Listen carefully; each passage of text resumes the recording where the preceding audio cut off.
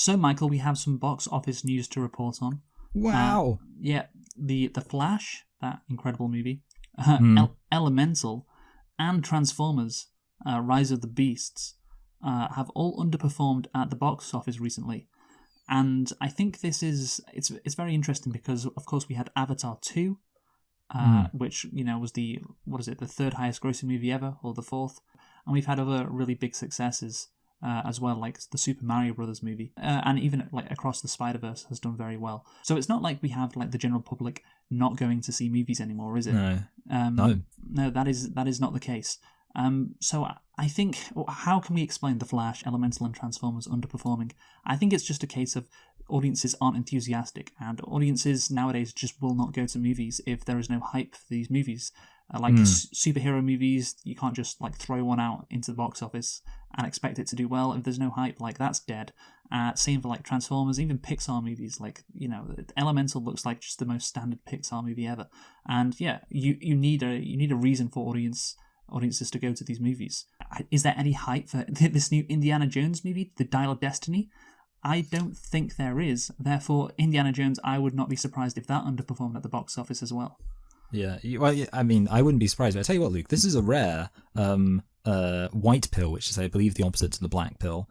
Because what you're telling me is that audiences, instead of being stupid morons who just shovel popcorn into their face, are at least starting to have some kind of standards now. Like, they're still not great standards. It's basically, I guess, just like hype, which is, it's not as if they're still, it's not as if we've reached a point where artistic merit in the most utmost sense is the key to success. But at least it's requiring something a bit more than just, hey, remember comic book movie? Here's another one. Yeah, I guess that's better than... It's more good than bad, right?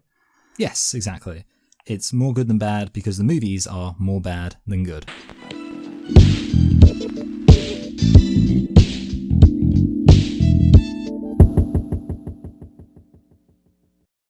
Hello and welcome to Select and Reflect, the movie review podcast where we look at films that have come out in the near and distant past. We give them a couple of watches and evaluate them beyond first impressions. I'm your host Michael, and I'm joined as always by my co-host Luke. And this week we are celebrating the release of Indiana Jones 5, The Dial of Destiny, and I'm also, I believe, right in saying that we're celebrating the 15-year anniversary of the film we're actually reviewing, which is Indiana Jones and the Temple of the Crystal Skull. So, Luke, why don't you tell us a thing or two about Indiana Jones and the Temple of the Crystal Skull? Did you do that on purpose?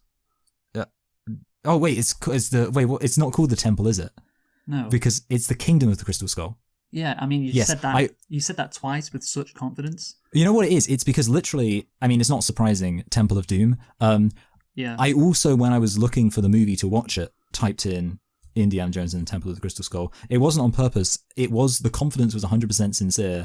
I'll probably fucking mislabel it when we actually upload the video. No, Don't you really. dare. Don't you dare. It's kingdom. Go. Like, that clearly is a kingdom. Now, I actually was reading George Lucas insisted. It's quite a temple. Yeah, exactly. But George Lucas insisted on calling it Kingdom of the Crystal Skull. He really wanted to include that in there.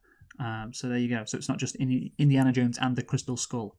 So maybe that wasn't exciting enough. But anyway, so Indiana Jones and the Kingdom of the Crystal Skull is a 2008 American action-adventure film directed by Steven Spielberg and written by David Kopp, from a story by Jeff Nathanson and franchise creator George Lucas. This guy, David Kopp, was also one of the writers on Jurassic Park, which, of course, we reviewed last time out. So that works out. 2 Spielberg movies in a row, one of his best and one of his worst, probably. Yes. Yes, so, of course, this movie we are reviewing because of the release of Indiana Jones and the Dial of Destiny, another pointless sequel that nobody really wanted. Maybe this does really well at the box office, but actually, have you seen its Rotten Tomato reviews? It's 55%, which is because it premiered at the Cannes Film Festival, which was in May, despite the movie being released on June the 30th. So that means that you have a bunch of reviews from Cannes film critics who are probably going to be more negative than American film critics who just love all that pop culture schlock in general. I don't know why they decided to do that, because Indiana Jones and the Kingdom of the Crystal Skull premiered at Cannes, as well 15 years ago, but it was released 2 days later after it premiered. So the bad reviews hadn't had time to filter back to America, and now we have over a month. Yeah, I mean it's kind of disappointing, you know. I mean, obviously it feels like it could have been a cheap cash grab, but you just wanted it to, I don't know, be like, so sometimes you get like these weird delayed remakes and they're actually kind of good, but yeah, I wasn't really very hopeful, and it's not surprising it's done quite badly. Yeah, exactly. So yeah, well, let's see how the performance is, in a few weeks' time, and of course, we shall also maybe guess what we think the Rotten Tomatoes score is going to go up or go down, because there's not been that many reviews. There's only been I think 50 reviews or something.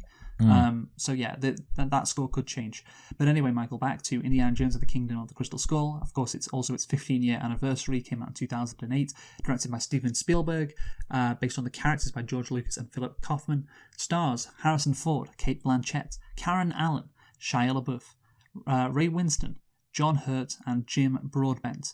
The movie was released on May the 22nd, 2008, just 4 days after it premiered at the Cannes Film Festival. And Michael, can you have a guess at what the budget was for Indiana Jones and the Kingdom of the Crystal Skull? Yeah, it was 200 million. You know, that's not a bad guess. It's not a bad guess at all. I expected you to go lower, because it was released in 2008, and I thought you may say 100 million. I was actually surprised how high this was. It was 185. Good. So, yeah, I just thought, they probably would have put a load of money into it. And also it's CGI, which, I know can be cheap and it doesn't necessarily look expensive, but... Yeah, well, there was a lot of CGI prairies in this... Yes. Or groundhogs or gophers, whatever the fuck they're called. Yeah, something about, what's the rule about that in, winter? It's if they go up and then out, it's I don't 6 more, it's I don't know, something to do with winter. I know that's a thing. Anyway, can you tell me what the box office was for Indiana Jones 4? I don't think this film did terribly, but I don't think it did stupendously well. I think there must have been a decent amount of hype around just because it was the first one in a while. Yeah. I think I might overshoot it, but I'm going to say 800 million. Oh, that's a fantastic guess. Oh! Are you sure you haven't looked at the Wikipedia? I haven't looked it up.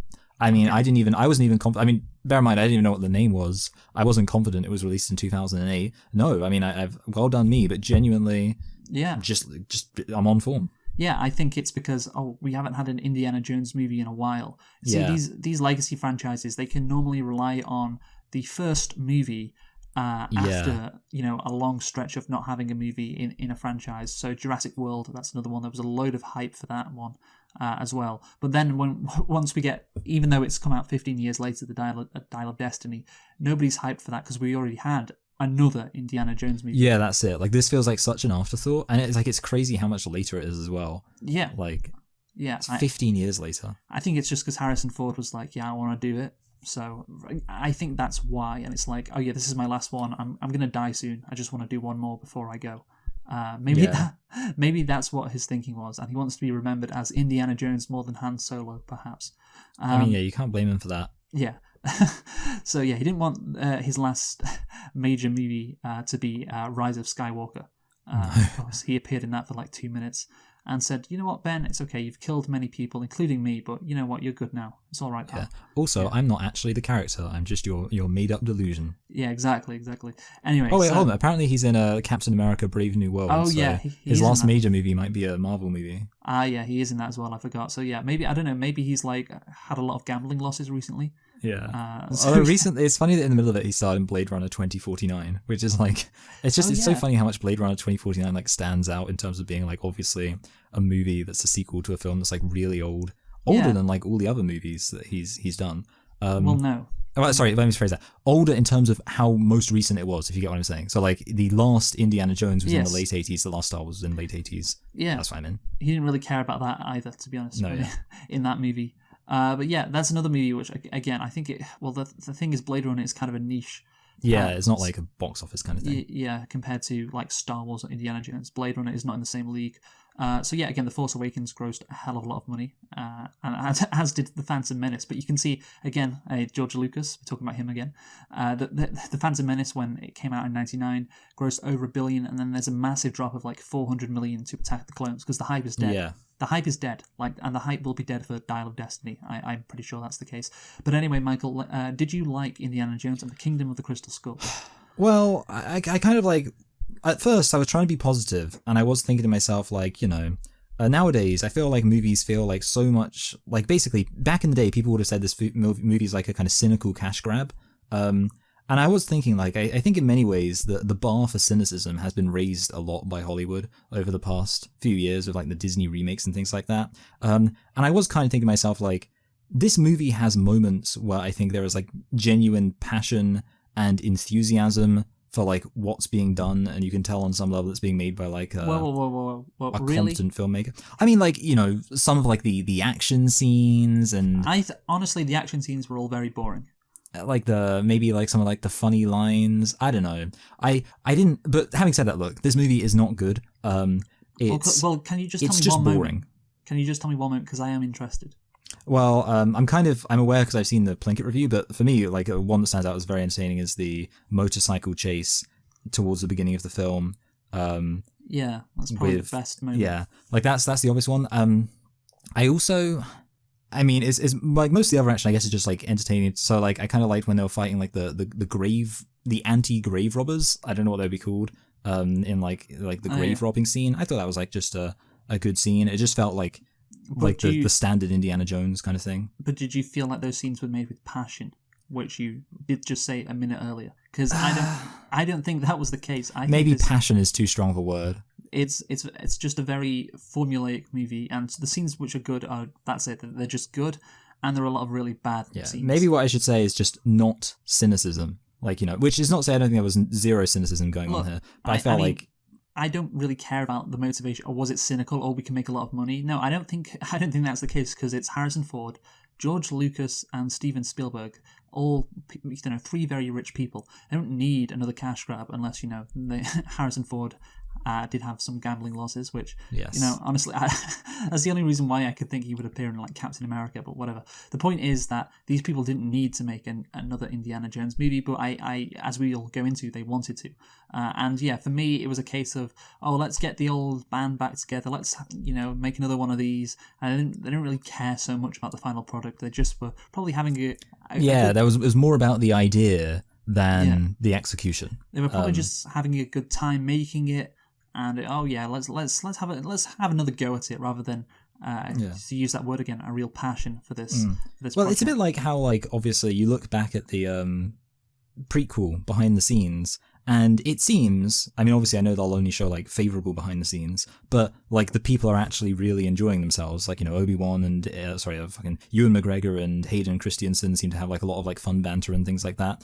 And again, you know, like that's another example where it's almost, again, it doesn't really affect the overall quality of the film, but it is nice to think, hey, they weren't just like completely hating their entire lives while they were making this. Anyway, but it's a bad film, so with that said, I mean, we can definitely get into that. Intention in terms of your reason to make a movie, I'm not sure they matter so much. Maybe they do if the movie is especially bad and it's obvious, but you know, from my point of view, it doesn't really matter too much. Like they were like, oh yeah, let's just, you know, let's get the old gang back together. Let's make another nice Indiana Jones movie. You know, grosses, you know, 800 million. You know, let's do it again. Why not? You know, wouldn't that be fun, eh? And they didn't really care about whether the movie was that good or not. And it was just kind of formulaic, which again, I think this movie is. There is just a real lack of, passion, a real lack of like enthusiasm, and it feels like the movie is kind of going through the motions a lot of the time. I think like that's kind of the interesting thing about it, because it doesn't exactly feel like it isn't Indiana Jones. Like, it's not like really obvious why this movie is bad, in that like it's not like an obvious departure from the previous Indiana Joneses. Rather, it's almost like a... What are you going to say? Like, it's like a watered down Indiana Jones. Yeah, I was thinking that. I was almost thinking like kind of a... Like if you put... Like I was going to say through a filter, so I guess we're kind of thinking the same thing. Yeah, like if you put Indiana Jones through a filter and you kind of removed all of like the subtleties of what makes it work, and you just will have kind of a crude imitation, is what this feels like. Yes, exactly. Anyway, let's get into nitpicks. How many do you have? I've only got one, actually. Well, I've got 4, so you go first. Oh, so, and this is just another way, why does, when Shia LaBeouf says he got stung by a scorpion, Indiana Jones is like, mentions scorpion bites? And it's a bit weird, because scorpions don't sting you by biting you, they sting you with their pincers. I thought that was a bit weird that, you know, he said that, because... You know, it's like if you got stung by a wasp and then someone was like, oh, don't worry, wasp bites aren't bad. And it'd be like, hey, you idiot, that's not like what wasps do. Okay. Right. Anyway, so my first nitpick is somehow I don't know why it was filmed like this, maybe to show Mutt on a motorcycle. But yeah, Mutt, Indiana Jones' son, of course, played by Shia LaBeouf, finds Indiana Jones on a train. And, for that to happen, like, That is actually very, yeah. How does he know he's getting on the train?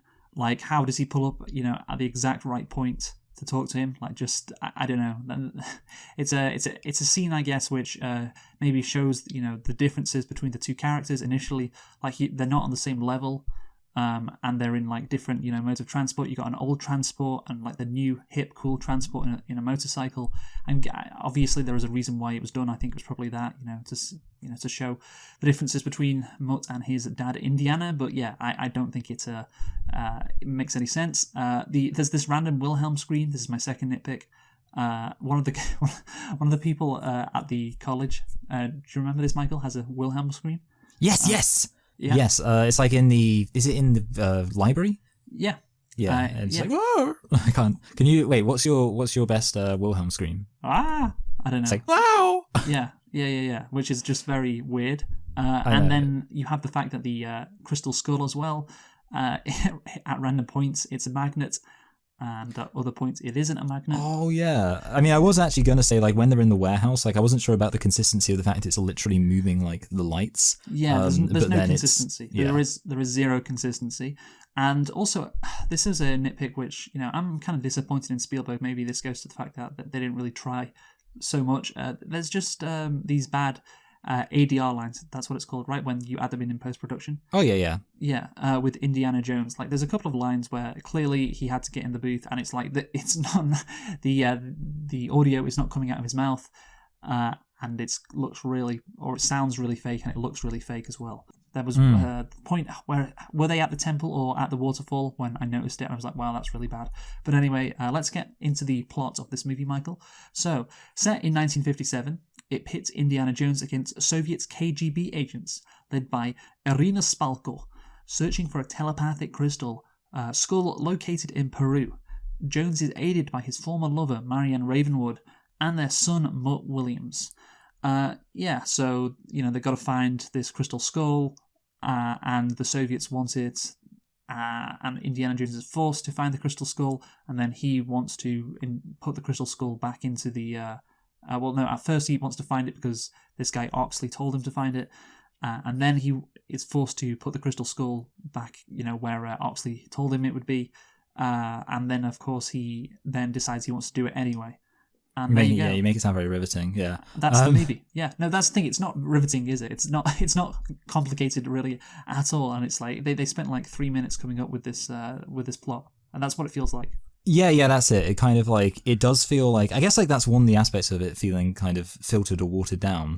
Like the plot is very, very basic and kind of very direct. You're told where you need to go and they kind of just go there. And it feels like very like a linear path. And again, I can't I've seen every other Indiana Jones film. I can't like remember them perfectly well. But there's like an aspect of it kind of moves around a bit more. Where, like with the first one, even though there's kind of a sense of like, well, he's just got to go here to get that, to go there. It's like you get a sense of kind of moving around, whereas here it kind of just feels like they're just going, all right, we're going to go to this place in South America. And then like you could literally imagine it as just them walking or traveling in a straight line. That's how kind of uninspired it is. That's what it is. From, I guess, 20 minutes onwards, or maybe 25, whenever they get on the plane to go to Peru. Yeah. Everything is just about, okay, we'll get the crystal skull, and then we're going to put this crystal skull, they're forced to do it, and then Indiana Jones wants to do it himself, and then they're going to put the crystal skull into the temple or whatever. Of course, it's not a temple, Michael. What is it? It's a kingdom. They got to put it into a kingdom. Yeah, they got to put it on the head of this alien, and yeah, that's what they got to do. And there's action scenes along the way. There's not really any twists and turns. Marianne Ravenwood shows up, but yeah, it's just not that exciting. But the question is, Michael, of course, why a fourth movie? And that is what we're going to get into now. Why didn't they skip straight to the fifth movie? I know. Why did they let this franchise... Well, why didn't they just let this franchise die? Because, of course, do you remember how the Holy Grail ended? You know what? I can't really remember how it ends. It's called The Last Crusade, isn't it?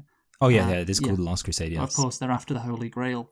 Yes. How does that movie end? Well, it ends with Indiana Jones riding off into the sunset. Oh, yeah. So why bring him back? Why do that? Well, it's because Lucas. Of course, it's George Lucas. It's always fucking George Lucas. So he shot Harrison Ford's role in December 1992 for the Young Indiana Jones Chronicles. That's what he did. So, have you heard of that? Yes, I have. It's like, yeah, I have heard of them. Haven't seen them, unsurprisingly. Yes. So Harrison Ford appeared for one episode, and Lucas realised the scene opened up the possibility of a film with an older Indiana set in the 1950s. The film could reflect a science fiction 1950s B-movie, this of course was Lucas's idea, with aliens as the plot device. Just like how the 1930s Saturday matinee serials inspired the first 3 Indiana Jones films, as well as Star Wars. Lucas felt that B-movies such as Them, It Came from Outer Space, and The Thing from Another World could give them a whole new film genre to play with. So, yeah, is that interesting, Michael? Well, yeah, I mean, it's like Mr. Plinkett pointed out, but anyone could point this out. This movie is nothing like a 1950s B-movie. In any way, like, not tonally, not in terms of, like, plot structure or anything like that. Like, the movie Them is like a nuclear explosion. I mean, I guess a nuclear explosion happens, but then it, like, turns ants into, like, giant ant monsters. But it's just, it's just nothing, again, like, as Mr. Plinkett said, this movie is just the same old kind of action-adventure stuff in terms of everything as the previous films. The only difference is it's got aliens in it. But that obviously isn't enough. By that same logic, you could say Star Wars is based on a 1950s B-movie because it's got aliens in it, even though it's obviously not. No, yeah. Did you watch that review before this? You know what? I didn't. I'm embarrassed to admit it's been quite a long time since I've seen that review. I feel like for some reason a few of the core criticisms that he made just stand out in my brain, even after all these years. Okay, that's fine. So Spielberg and Ford didn't like the idea. I love that. Lucas felt that Ford and Spielberg didn't fully understand the franchise's malleability. Yes. Which, again, is just... Steven Spielberg must have been so sick of George Lucas. Oh, yeah. I don't think you understand... No, I can't do his voice really. I don't think you understand the malleability of the franchise, Steven. There may have been a few malleable in a few places. Yes, good. And this is after... Oh, no, this was before he asked Spielberg to direct the first Star Wars movie. I'm going to call it The Phantom Menace, Stephen. Doesn't that sound like something you'd want to be a part of? No, George, no. That's your baby. You do that. Yeah. Yeah. Anyway, instead of doing the exact same movie all the time, all they had to do was test different genres with each installment, and it wouldn't stop being an adventure of the title character looking after some artifact, as long as it were a believable MacGuffin with an archaeological or historical background. That was Lucas's argument. So yeah, do you think he was right, Michael? Do you think Indiana Jones can delve into different genres? Because I don't think he really can. Again, this isn't really like a B movie anyway. But even if it was, aliens to me just don't. That doesn't seem like Indiana Jones. You have like a nice little trilogy. It's very obvious, what his role is, and I imagine the Dial of Destiny will probably go back to the original movies and not be about aliens or whatever. Aliens, I mean, obviously, like, it could sort of work, but basically, the thing is, the aliens kind of just function like magic in this movie anyway. So I would almost say, like, the only sense in which the fact there are aliens works is that it's almost like they might as well not be aliens. Like, if they were literally like the ancient Mayan wizards, then that would be much, similar to kind of, the magic of the previous films. And it's like these wizards used to bound their head, and like you would literally have to change nothing about the film. So in some sense, the fact that they're aliens doesn't necessarily contradict Indiana Jones, because it's almost like it doesn't matter, because the only thing them being aliens affords is some kind of like sophisticated magical intrigue, which obviously all the other films have. So I guess in that sense you can have aliens, but it's just pointless. Yeah, I guess it's just a bit different. But I'm just saying, even if it wasn't just a bit different, I wouldn't want to see that. I don't think that's really... No, yeah. I guess I disagree with the idea that like you can just pick and mix the genres for Indiana Jones and have like infinite potential for it to be whatever movie you want. Yeah, no, I think that's the case. Yes, because you do lose some of the spirit of Indiana Jones. Like, it's meant to be action adventure. science fiction Yeah. movies from the 50s. That doesn't scream action adventure, which is Also, like the whole genre thing, like how far can that go? Like you can't do like just a rom-com or like a kind of black comedy with Indiana Jones. Like I can't imagine that working. So he's kind of like there was limited potential, really. well, like a dark noir movie, perhaps, maybe. Oh yeah, again. yeah. Actually, you could do that. Well, I mean, that that's- would actually be kind of funny to see. But that's the thing. Then the spirits and the adventure would go because it would that's be naturally dark, and again, that's the antithesis of Indiana Jones. So I'm saying, I think you can only really do the original trilogy. So stick to that formula, and again, they kind of did just added some aliens at the end. But yeah, Lucas's point in general, I don't think works. So anyway, Lucas hired Last Crusade writer Jeffrey Boehm to write the script, the last of which was completed in March '96. 3 months later, Independence Day was released. And Spielberg told Lucas he would not make another alien invasion film. So, yes, maybe aliens were invading Earth or something. I'm not sure. Maybe that was part of that script. And Spielberg was like, nah. So Lucas decided to focus on the Star Wars prequels. Which, another great, great idea. But then Ford, Lucas, and Spielberg met during the AFI's tribute to Harrison Ford in 2000 and decided they wanted to enjoy the experience of making an Indiana Jones film again. There you go. That's the reason. That is their motivation. It's like, oh yeah, it's been 11 years. Yeah, those were good movies, weren't they? We had a good time. Why not do that again? And I guess Lucas was dealing with the backlash of Phantom Menace, and he was like, oh, I don't want to get criticized again. I just want to make a movie, which I can enjoy. Which I don't know if he enjoyed making the Star Wars movies. Spielberg also found returning to the series a respite from his many dark films during the period. Yes, I think that's again. Let's have a nice, Indiana Jones movie. Even though some of those original movies are quite dark, but in a fun kind of way. Yeah, that's it. Like I mean, these movies are kind of watchable. Yes. I mean, like there is that category of movie which you can just put on and you don't have to think about it. You don't really have to be in any kind of mood to enjoy it because it's just readily available to be enjoyed. Yes, the mixed fan base reaction to this movie did not surprise Lucas, who was familiar with the mixed response to the Star Wars prequels, and predicted that we're all going to get people throwing tomatoes at us. Lucas just couldn't stop taking L's. Why do you think they were going to throw tomatoes at you, George? Why did you think that? It's like it's the children who are wrong meme. Yeah. Am I so out of touch? No, it's the fans who are wrong. Maybe stop making shitty remakes, or I guess sequels or prequels. Stop doing that. Just if you can't make a good movie, don't. He's got enough money. He didn't need to do it, but whatever. I guess he had a good time. That's all that matters, right? So anyway, in 1957, Soviet agents led by Irina Shpalko kidnap American archaeologist Indiana Jones and his partner George Mac McHale. This guy, George Mac, I forgot, or McHale, whatever, his nickname is Mac. I forgot how much he's in this movie. And he's just like kind of He's forgettable. CIA. Yeah, he's kind of forgettable, isn't he? So they infiltrate Hangar 51 in Nevada and use Jones to locate an alien corpse from the Roswell incident. Again, we've gone through why aliens, but of course, the Roswell incident had to be involved, right? Yeah. Because obviously 1950s, it's something that people recognize. And overall, I mean, I would say like the opening thing, like the entire kind of opening bit, isn't bad. Like it's the point where like definitely like a good movie could have followed from there, and that's my overall assessment of beginning of the film. Like there are definitely dumb moments, but like excusably dumb moments in my view. But yeah, I think actually having the Roswell aliens be there is probably a right decision to make. If you involve aliens in your TV show or movie, Roswell has to come up. That's the rules. I remember there's this episode of Star Trek Deep Space Nine where the Ferengi are the aliens from Roswell, apparently. I think I actually know about. I mean, actually, to be fair, Star Trek has done like time travel like a bunch of times, haven't they? Yes. Okay, so yeah, because I remember there's like one like time travel Star Trek episode I do remember where they like go back to the Earth at some point in the past. Like at some point like in like the 1950s or 60s. Was this Deep Space Nine?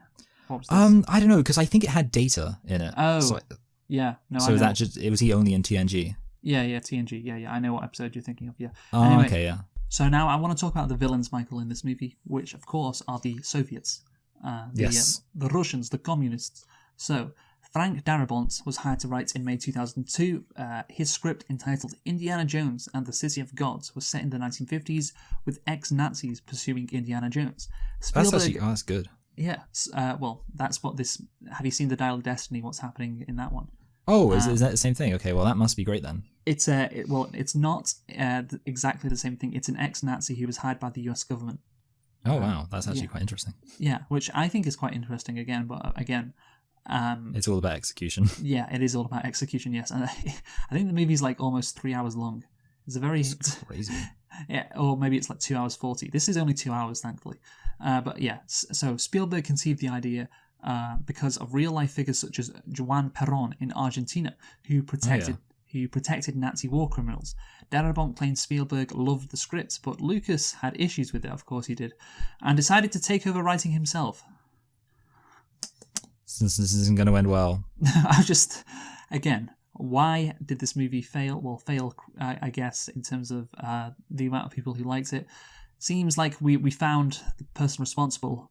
Yes. Once more, it's that man. It's that fat man with the weird beard and hair combo. Yeah. Oh yeah. Okay. Yeah. Anyway, Lucas and Spielberg acknowledged the 1950s setting could not ignore the Cold War, and the Soviets were the more plausible villains. Spielberg decided he could not satirize the Nazis after directing Schindler's List. I mean, again, I think you can. You know, the different movies, different styles. Also, Schindler's List, that came out like that came out in like the was it the late 90s? I was gonna say it came out a while before this film came out. Like if he did like one after the other, that would be like a bit worse. We're doing Schindler's List 30-year anniversary. Oh yeah. Okay. So it was 93. Yeah. Duh. Yeah, I mean, because it's kind of like, obviously, I could understand, for example, like, you wouldn't want to make, like, Schindler's List and then make Jojo Rabbit. You know, that wouldn't be, it would be a bit awkward. Yes. But, yeah. Yeah. I mean, the thing is, that is such a weird quote, that because that implies Spielberg didn't know about the Holocaust, you know, when he was directing Raiders of the Lost Ark. He didn't, he was, like, shocked. He was like, wait, what? They did what? Oh my god, these Nazis were really bad. Wow, I had no idea. I wouldn't have, you know, like, satirized them in Raiders of the Lost. Like, you know, Schindler's List, you know that kind of shit happened. Like, you know, like, maybe you could say, oh, the experience directing changed him so much. But, like, you know, like, you should be able to, you know, acknowledge that part of history, you know, happened. And again, there was no backlash, even though everyone knew about the Holocaust or Raiders of the Lost Ark, you know, because you had like goofy Nazis. I guess he's Jewish, so what am I to say to him? But how are you to deny his experiences as valid? Yes, exactly. Steven Spielberg, I see you, I hear you. Right. Yes. So Ford also noted, Harrison Ford, we plumb more the Nazis out, which I think is a more reasonable explanation. Do you want, like, the first movie involved Nazis, as did the third. Really want to do another movie about the Nazis? You know, like move on to some other villains like the Soviets. But I have a question on this, Michael. Who was worse during the Cold War? The USA or the USSR? Like, who were more like the Nazis in terms of being the bad guys? Because Easy peasy. Yeah, I think it's probably the United States if you consider what they did, for instance, in Vietnam. Of course, the Soviets, you know, they invaded Afghanistan. They had the whole like Warsaw. What the Eastern Bloc? They had like the Hungarian uprising. Yeah, like they crushed. Like they crushed rebellions in many of those Eastern Bloc countries. Was it called the Warsaw Pact? Yeah, it was called the Yeah, I did get that right. Good. But yeah, obviously, what they did in Afghanistan or those Soviet satellite states is nothing compared to what the United States did, for instance, in Vietnam and Cambodia, Laos. Yes, Laos as well. Yes, and other places like, of course, Korea as well. And I think that really, that really is the sticking point for me, because it's like, okay, right, the villains were the Nazis, now they're the Soviets, and yeah, they are both American enemies. You know, in the 40s and then from 1945 onwards, the Soviet Union were not the Nazis. You know, like, again, who behaved worse in terms of, you know, invading countries around the world? I think that would be the United States of America, you know, starting wars and everything during that period. So yeah, look, you can have the Soviets as villains. It makes sense if you're American, but just from a neutral perspective, it's not the same as the Nazis. When Indiana Jones clearly in this movie is on the side of the Americans. Yeah, absolutely. I do think, and I mean, yeah, the idea of, like, I don't know, Nazis trying to reemerge is kind of a fun concept. Although I can understand all the reasons they thought that would be a bit weird, with, you know, like the Cold War going on, to completely ignore it. So, but yeah, I think having the Soviets be the villains, it's just not as compelling, because, like, you know, the Nazis are the Nazis. It kind of reminds me of, like, my criticism of, funnily enough, the Captain America movies, where it's like, Hydra, they can't just be Nazis. They have to have, like, this weird, like, Like, I don't even know what their shtick is. And it's like, wouldn't it just be better if they were just Nazis? Isn't it just more entertaining? I just want some goddamn, like, full-on anti-Semitic, Lebensraum, let's invade half the world, honest-to-God Nazis. But who would you say embodied that ideology more after World War II? That's the point. Yeah. It could have, I mean, what they could have done is they could have done a thing about, like, some kind of Native American. I mean, I know this is technically Native American, but, Native North American, thing, whatever it was. And then that way they could have really stuck it to the USA. That would have been fun. Yeah. No, again, there's a reason why the United States got involved in all those wars. Again, as late as the 1980s in Central America, how many coups in, the Americas did they sponsor, again, which caused... Yeah, we should have had some, like... I mean, to be fair, I guess, like, it's to this film's credit it wasn't set in, like, the 80s, because I feel like that was, like, peak the USA just killing everyone. Yes, no, the 80s, of course, Vietnam, the 60s, 70s, Korea, the 50s, like, they were more the bad guys in this period. Although, I think, like, the USA, like, they were just about, like, they were probably looking better in the 50s. So I guess, like, in a way, like, if this was set during, like, the 60s, it would have been much harder. Yeah, Korea was pretty bad, but, Korea was horrendous, what the United States Korea did. wasn't great. Well, yeah, what they did there. But that's the thing, I'm like, well, look... I can understand why the Americans, are the good guys, but I'm like, yeah, like, the Soviets want this fucking weapon to, destroy, or to destroy, like, America or whatever. Like, the United States would very much do that as well to the Soviets, Oh, yeah, that's it, yeah, like, that's kind of the aspect of it, like, yes. In a way, like, with, like, the Nazis thing, you can believe, like, oh no, it's terrible that the Nazis could get hold of this weapon. But in this case, it's like, you're just like, well, either side would want to get hold of this weapon. And either side would use it for evil purposes. And I would argue there's more evidence that the Americans would use it for evil purposes, given what they did around the world. Yes, indeed. So, I think, again, the Soviets weren't, the nicest people, obviously. I'm not saying that, but, like, the Americans were not the good guys, unlike World War II, when it was, of course, incredibly unambiguous. The Nazis were the bad guys, the Americans or the Allies were the good guys. That, of course, involved the Americans. So, Jones locates the corpse before being double-crossed by Mac, but manages to escape to a nearby model town. The alien corpse, of course. The town is destroyed by a planned nuclear detonation, but Jones survives in a lead-lined refrigerator before being rescued and interrogated by the FBI. Because it's the 50s, it makes sense to have a nuclear explosion, I guess, but what do you think of the fridge? You know what? Lots of people, like, razz this. And for me, it's actually one of those things where it's kind of like, it's dumb, but, like, entertainingly dumb in a way where I'm like, well, obviously that's nonsense, but I feel like it's sufficiently on brand, like, I mean, it's as dumb as, say, driving off a waterfall multiple times and yet surviving, but that's kind of the thing that you would expect to actually see in any Indiana Jones movie. So I would say it's not so dumb as to feel like out of place, and I'm kind of okay with it. Yeah, it is silly, but the thing is, fans were annoyed about this one in particular. And look, the driving off a waterfall in a car and surviving, or driving off a cliff onto a tree and surviving. It's all dumb, but this might be the dumbest because, look, let's go through this on Wikipedia. So, some disappointed fans use the term nuking the fridge, a reference to the scene in which Jones survives a nuclear blast by hiding in a refrigerator to detonate the point when not to detonate, to denote the point when a franchise crosses into the absurd, similar to jumping the shark. Asked about the scene and the phrase, Spielberg said, "Blame me, don't blame George. That was my silly idea. I'm proud of that. I'm glad I was able to bring that into popular culture." Lucas, this is interesting, Lucas denied this, saying Spielberg was protecting him. According to Lucas, he had assembled a dossier of research data to convince Spielberg. Lucas stated that his research claimed the odds of surviving in the refrigerator are about 50-50.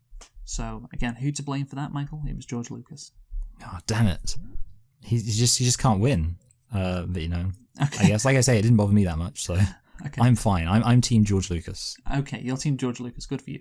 So, returning to Marshall College, Jones is informed that he has been placed on an indefinite leave of absence. This movie, again, it treats the Soviets as the evil bad guys, which, again, I've explained why that's bullshit.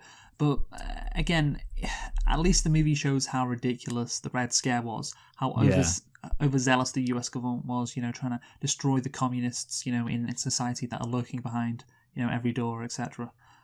So yeah, I'm glad that was in there as well, I guess.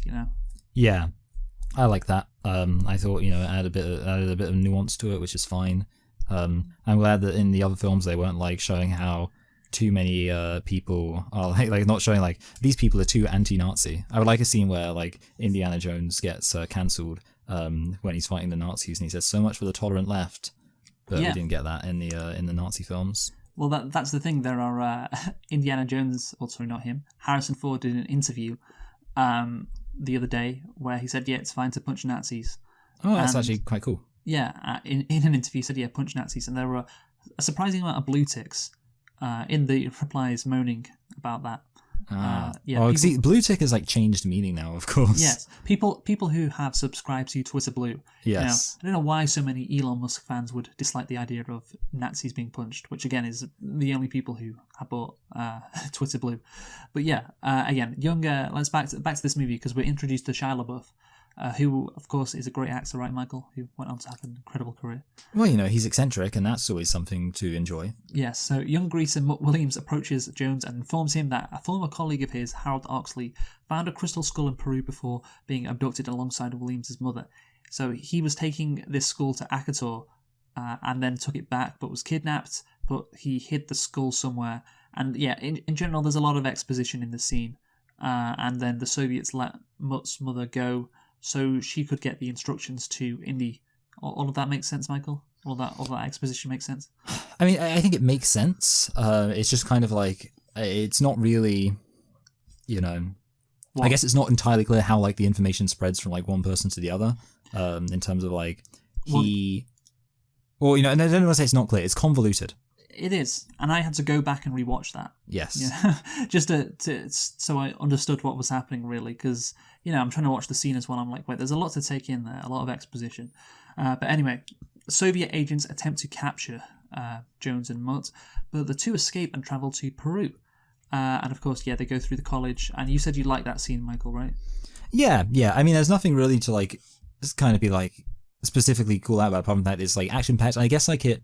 Obviously, one of the things that makes the action more boring as we go on is that it becomes so CGI that you just can't even it just doesn't feel real, and it kind of breaks your immersion, which means it's no longer exciting because it doesn't feel like actually. Whereas this, I mean, I'm sure there was CGI in it, but I think it was like a realistic enough location that made it feel more real and that made it more entertaining. Yes. So obviously they traveled to Peru via Cuba. Did you notice that on the map? Because Cuba wasn't communist yet.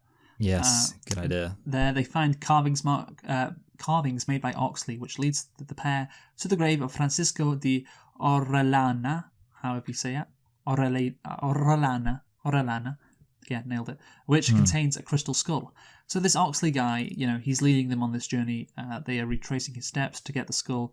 But the thing is, it's just kind of unsatisfying having them follow his clues because you are unlikely to understand his clues. Like Indiana Jones is just going on about all this archaeological stuff in Peru, and you're like, okay, yeah, sure, work that shit out, Indy. I'm just yeah. It reminds me of a common criticism of the Sherlock TV series, which is he's supposed to be like a detective, or it's supposed to be a detective show, but often the the information provided or the information that the answers rely on is so esoteric that it's basically just a movie being or a TV show being like, oh, this is the thing that is the case, and you just have to believe it because you don't know any better. And it's kind of I would agree, it's the exact same thing here.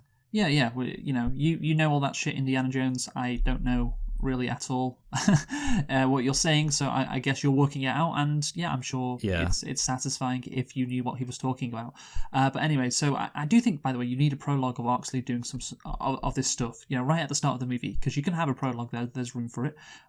So when Indy is talking Oxley, you can connect to it more, because I'm just like, oh yeah, it's so hard to try and figure out, or in your mind, like what steps Oxley took, because there's so much, exposition on that, and it's kind of difficult to keep up with it. So like a scene is showing that, I think that's the best way to show something, visually, instead of just saying it.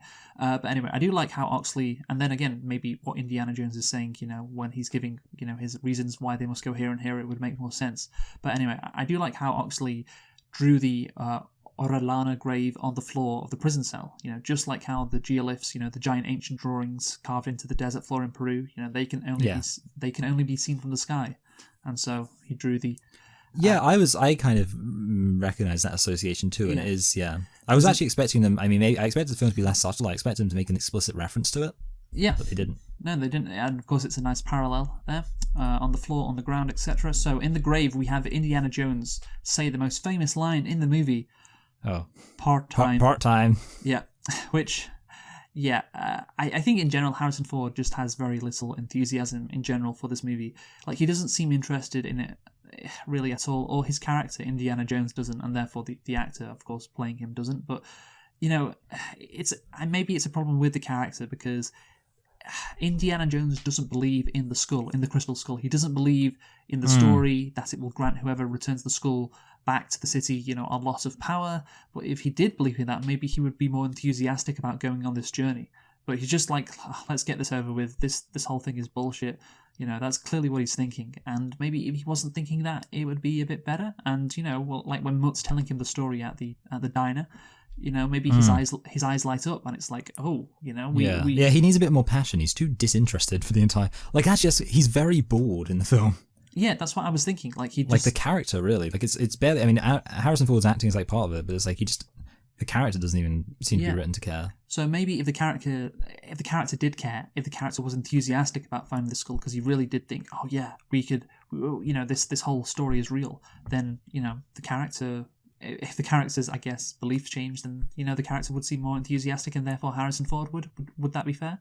No, yeah, I think so. Yeah, Yeah. I agree. That would make it better. Yeah, no, I think so. So anyway, leaving the grave, the two are captured by the Soviets and are taken to a camp in the Amazon. Again, it's just very obvious, you know, it does feel like a very predictable Indiana Jones movie. Hits the beats, they're being followed, you know, they were being followed, and Indiana Jones has just got this artifact for the bad guys, which is what happens in the very first scene of Raiders of the Lost Ark, right? Yeah. So they are reunited there with an adult Oxley, and Williams' mother, revealed to be Marianne Ravenwood, who informs Jones that Williams is his son. I guess this was always going to happen, you know, Indiana Jones has to have a son. You know, I guess Shia LaBeouf was maybe added in so younger audiences would be more enthusiastic about seeing this movie, perhaps. But yeah, of course, I think that was kind of obvious he was going to have a son. Not that surprising. But yeah, Marianne Ravenwood's back. I feel like she's back just because she was in the first one. Is that it? Yeah, so you got to kind of go full circle rather than it being some random, you know, like rather than being one of the later people, like the Billy Piper, whatever the name of the woman is in the second one. It wasn't Billy Piper. I can guarantee that. Yeah. It wasn't going to be her, was it? I think it was Winnie something. Oh, yeah, close enough. Yeah, close enough, yeah. Anyway, so Spalko explains to Jones that she believes the skulls to be alien in origin and from the mythical city of Akator.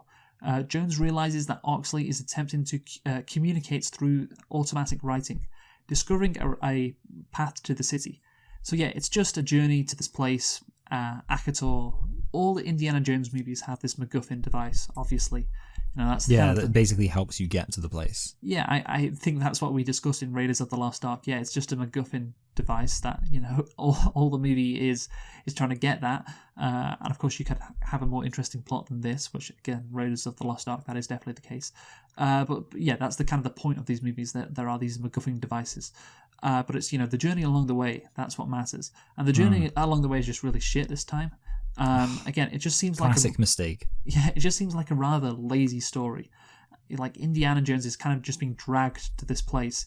He doesn't really want to go there. He's not enthusiastic. He's very passive. Yeah, as we discussed before. Yeah, there's a lack of passion, which you said before as well. Yeah. So yeah, he's just being dragged here. It's just not that exciting, and just along the way stuff happens, which is mainly just action scenes, which aren't that interesting. No wider plot either. No like shenanigans. It's very simple, and it's just rather uninteresting. That's what I'd say. Would you agree, Michael? I would. Yeah. That's it. Because you need that like emotion to kind of drive the plot. Like, it's all well and good having like things happen. Not to say this film really does very well in that regard, but a lot of the time it's not so much about what's happening. It's about like how do the characters engage with what's happening. And if they're just like, oh, this is just a thing that has to happen now, that's not so exciting. No, it isn't at all, really, is it? So the action scenes, again, I think seem less dangerous as well. And we're going to talk about this because en route to Akatar, Jones retakes the skull from the Soviets and escapes from them alongside Ravenwood, Oxley and Williams, allowing Mac to accompany them after he claims to be a CIA agent. Again, this is such a weird action scene. I don't know if it's because of the CGI. No doubt Lucas approved that, Michael, didn't he? Oh, I love it. Yeah, all that CGI looks incredible. But yeah, it's like it just makes it look so much more dynamic. yeah, but it just looks like a watered down version of an Indiana Jones action scene. And yeah, it just goes on forever. And then you have Shia LaBeouf, swinging with the monkeys as well, which kind of maybe swinging with the monkeys and nuking the fridge. Could be two phrases to rival jumping the shark. What do you think? Yeah, the monkeys, I found that scene I think that's almost it's almost the worst scene. When's the big ant fight happen? That's after this, isn't it? With the killer ants. Okay, yeah. So yeah, in that case, I would say this is the worst action scene. It's just so boring, so pointless, so unbelievable. All the bad adjectives. Yeah, no, I agree. Yeah, so I think in general the action scenes seem less dangerous. Like I said, you never think that they are in danger. And, at the start with, when they were in Hangar 51, Indiana Jones is getting shot at by all the Russians or the Soviets, whatever. And it's the same thing. All this gunfire, and you never feel like he's in danger because the movie establishes right away, like 20 guys are shooting at him. And he's just and they should, one bullet should hit him. Nothing hits him. He's invincible. So you start the movie off like that and it just continues. And yeah, it just he's just dodging the bullets with ease. There's just no tension. And again, in terms of no tension, we have this incredible set piece here where Marianne decides to drive the truck off the cliff onto a tree. And this is from Wikipedia. After traversing several waterfalls, Jones and his companion locate a rock formation which leads them to Akatar, evading the city's guardians and reaching a large temple. So, of course, you have the car on the tree, and then you have the waterfalls. I mean, think about how ridiculous that sentence is. Traversing several waterfalls of course, they're in a fucking car. Yeah, and it also just happens to get smashed on the last one, which is very convenient. Yeah, but that's the thing. They'd all die, right? Yeah, exactly. Yeah, and it's you can people survive falling from waterfalls, but it's usually treated with an appropriate amount of seriousness, rather than just being they're just gonna get smashed through all of them. Yeah, just 3 in a row and everyone survives and everyone's fine. It's just so easy for them. And it's just what's the point in doing those scenes if, it's just going to be nothing to them and there's going to be no tension at all. That, there could be some dramatic music, some tension, but there just isn't. And it's just oh yeah, they're falling off some waterfalls. I don't know why Spielberg or Lucas or whoever wrote that into the movie. It just seems rather pointless, but there you go. Just like this movie, rather pointless, to be honest. So then, of course, they find evidence of the city being built. Oh yeah, the Guardians are very easy to get past, aren't they? Yeah, that wasn't a threat either. So those are the people with the face paint who also the Russians just shoot. Yes, exactly. Yes. So there they find evidence of the city being built by aliens and enter a large chamber which contains 13 crystal skeletons. The Soviets who had been following transceivers placed by Mac arrive there as well.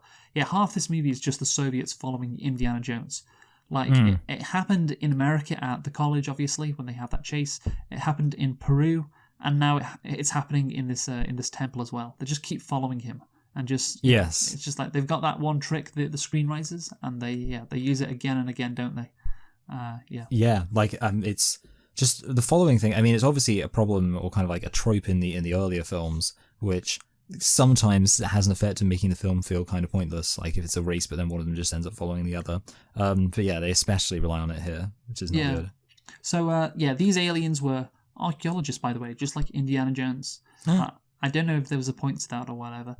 But yeah, I do find it weird, by the way, that Indiana Jones, okay, you can maybe have a bit of disbelief about aliens, but what happened in the Raiders of the Lost Ark didn't the spirit of God and Jesus destroy the Nazis? I find that a bit weird. I don't really understand why he is so suspicious about things. Yeah, he just laughs it off, alien space sources from Mars or whatever. It's you've seen some pretty crazy shit, haven't you? That the Holy Grail, isn't that from the Bible or whatever? I think, is that not right? Yeah, it is, yeah. Yeah, so yeah, just, aliens. Yeah, but anyway, Spalko takes the skull and places it onto one of the headless skeletons. It awakens and telepathically offers a reward to Spalko, who demands to know everything. As an interdimensional portal opens above the chamber, the skeletons combine into a reanimated alien, which transfers an overwhelming amount of power into Spalko's mind, killing her. Wow, what a surprise, eh? You know, Yeah, like the bad guy gets confronted with the power and it just kills them. yeah, a person who wanted too much power dies, because they're greedy. It's just such a predictable ending, and it's just so unsatisfying again. So Indiana Jones, he didn't really need to do anything. He could have given her the skull, said, "Yeah, fine, go to fucking the Lost City or whatever. You do that." There's no need to escape because you're going to kill yourself. And again, there could be a reason why, like, she went too far, but she just wanted to know everything. That's what she said, right? Which is not even like, I don't know, it's just not even that interesting of like a thing. Like, it's not like I don't know, it's kind of like almost just seems like it's just her personal ambition to like know everything. Yeah.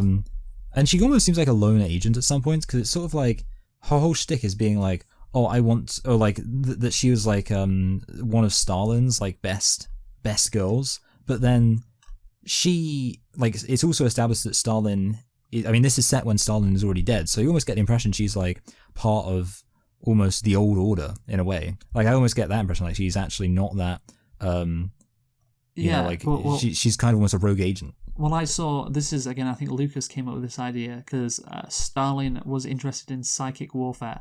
So that's why this character is. So, that's a bit of science fiction, and we can include that in terms of, the Soviets being the bad guys. Oh, they're into psychic warfare. But yeah, I think as villains go, they're pretty pathetic in terms of how they die, and in general, like how evil they are. Again, they shouldn't be evil in the first place, but yeah, it's. I mean, the ant death was cool. Can we acknowledge that? Where the guy gets his like face just like invaded by ants. I think the Plinkett review kind of talks about this and how the ant death is like one of the only deaths which it's quite gruesome. Yeah. Like I think he said like Lucas and Spielberg were like old and like sappy. Yeah. And didn't want to do like the stuff. For example, the Temple of Doom, which is quite a scary movie. Yes. And like you have the Nazis face melting in Raiders of the Lost Ark. Yeah. And here you have like what Kate Blanchett. Yeah, it's just like light coming out of her eyes. It's not that bad. It's just not as scary, and the ant death is the only thing like that is close to that. But yeah, anyway, as the city crumbles, a flying saucer rises from the ruins and departs for another dimension. Jones and his party return to the United States.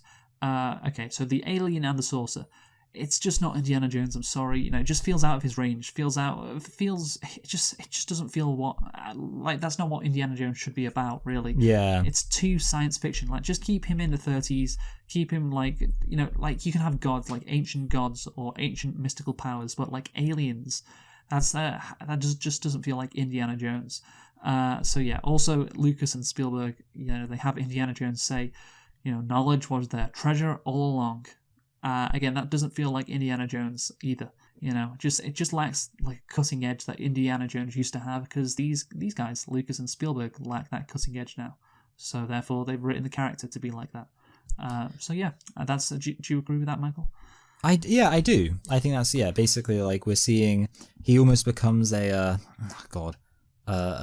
guess an avatar of the creative bankruptcy of these old school action adventure directors. Yeah, which is a sad thing to say.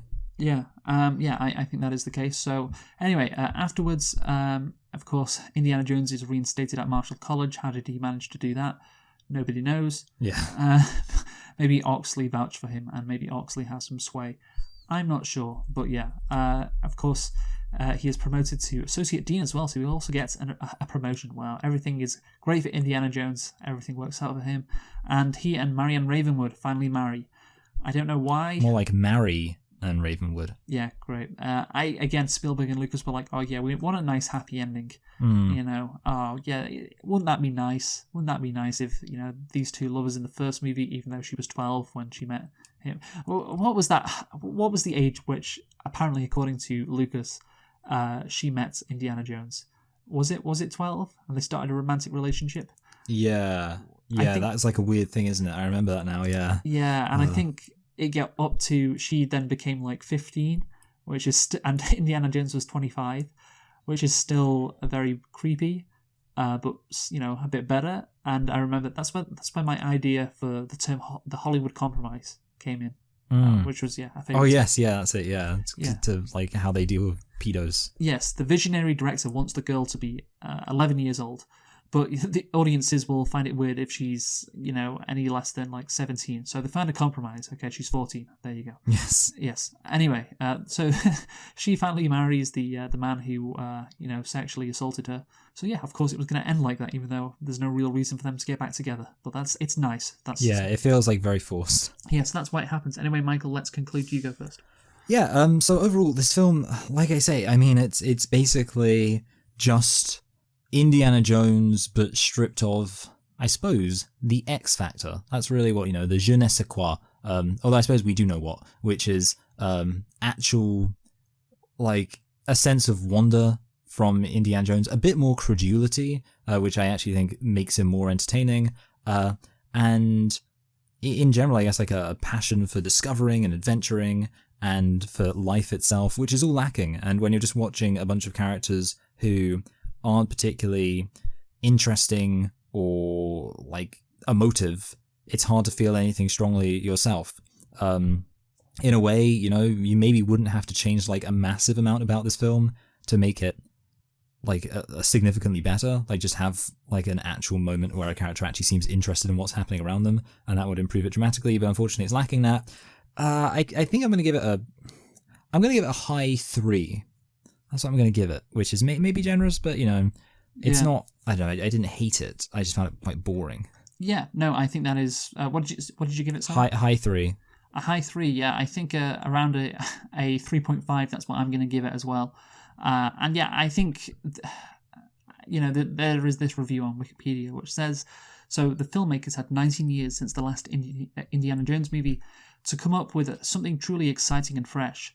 But I feel like there's a certain laziness and cynicism to this latest adventure. And yeah, I agree. Again, it's Jay Sperling, writing for filmstew.com, said, it really looked like they were going through the motions.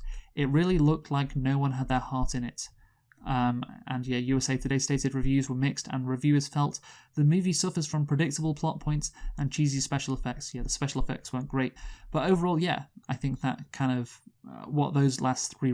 Roger Ebert loved it, by the way. He gave it like 3.5 stars out of 4. Wow. Yeah, these reviews are correct. Going through the motions, lazy, predictable.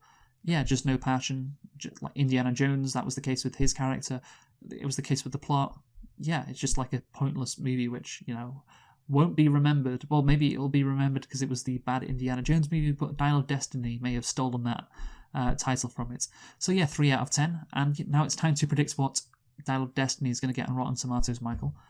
So yeah, we already so I guess the question is, will it go up or down? But yeah, we are going to, I guess what we think the Dial of Destiny is going to get on Rotten Tomatoes. Even though we already know it has 56% from 78 reviews, it's probably not going to change much. But the question is it going to go up? Is it going to go down? Who knows? But are you ready to have a guess? Yeah. Yeah. Okay. So on 3, we'll have a guess. 3, 2, 1, 59. 62. Okay. So you think it's going to go up a bit higher. I think it's going to go up, only by 3. So yeah. But it's probably going to be disappointing and far below what. Spielberg and Lucas would have liked, and Harrison Ford as well, in terms of the critical reception and the box office. That's my prediction, and I guess it's yours as well. Yes, absolutely. Yeah. Anyway, what are we looking at next week? Well, we're actually doing a double whammy, but of 2 quite short films and very related films, and those are Ants and Bug's Life. Yes. Why are we doing that? Is it just 25-year anniversary? 25-year anniversary, yeah, because obviously they came out very close to each other. Yes, indeed. So we'll get into that. Anyway, join us next week for Ants and A Bug's Life. But yeah, we've been selecting and reflecting on Indiana Jones and the Kingdom of the Crystal Skull.